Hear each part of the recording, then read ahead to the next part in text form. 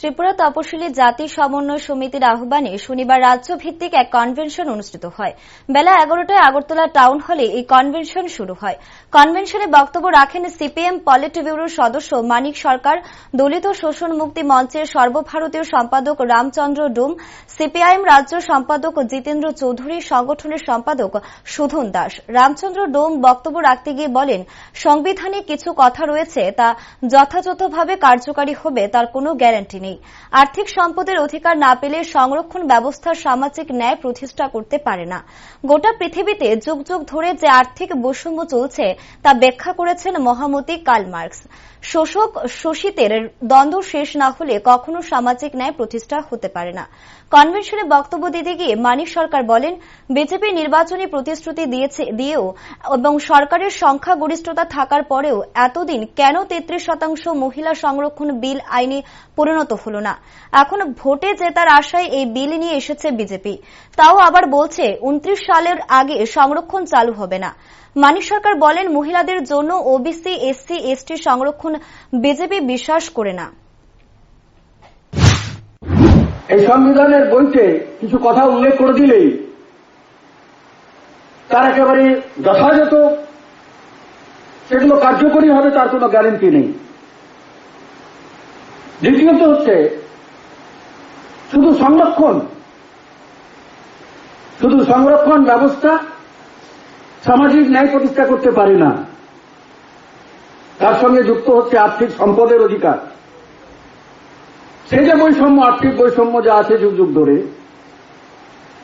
যেটা মহামতি মার্কস সারা দুনিয়াকে যেভাবে ব্যাখ্যা করেছেন, যে শোষক শোষিতের যে দ্বন্দ্ব, তাহলে সেই দ্বন্দ্বের নিষ্পত্তি না হলে, শোষক শোষিতের দ্বন্দ্ব তার নিষ্পত্তি না হলে পরে সামাজিক ন্যায় কখনো প্রতিষ্ঠা হয় না। অর্থাৎ আর্থিক বৈষম্য দূর না হলে, সম্পদের মালিকানার পুনর্বন্টন না হলে, সে জমি, অন্যান্য পার্থিব যা সম্পদ আছে তার পুনর্বন্টন না হলে কখনো এই সমুদায়ের মানুষ পরিপূর্ণভাবে সামাজিক ন্যায়ের অধিকার পেতে পারেন না, তার আর্থিক সামাজিক বিকাশ কখনো পরিপূর্ণ হতে পারে না। কেন সময় লাগলো? এটা করলেন না কেন? আপনাদের তো সংখ্যাগরিষ্ঠতা ছিল। মনমোহন সিং এর পার্লামেন্টের মধ্যে সংখ্যাগরিষ্ঠতা ছিল না, বিশেষ করে দুটি বড় রাজনৈতিক দল, সমাজবাদী পার্টি আর আরজেডি, তারা সেখানে তফসিলি, উপজাতি, ওবিসি তাদের সংরক্ষণ চেয়েছিল। মেয়েদের জন্য যে আসন সংরক্ষণ হবে তার মধ্যেও তাদের জন্য সংরক্ষণ, এটা নিয়ে তখন এটার মীমাংসা হচ্ছিল না। এবং কংগ্রেস তার নিজের শক্তির জুড়ে এরা সমর্থন না করলেও পাস করতে পারছিল না, ফলে এটা কার্যকরী হল না।